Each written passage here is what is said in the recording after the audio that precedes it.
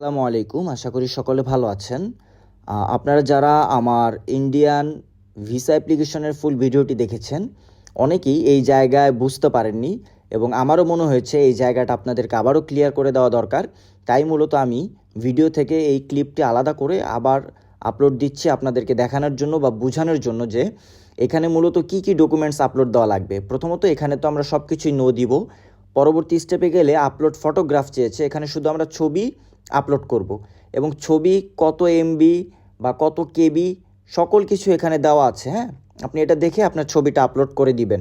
আশা করি আপনার ছবিটি খুব সুন্দরভাবে আপলোড হয়ে যাবে।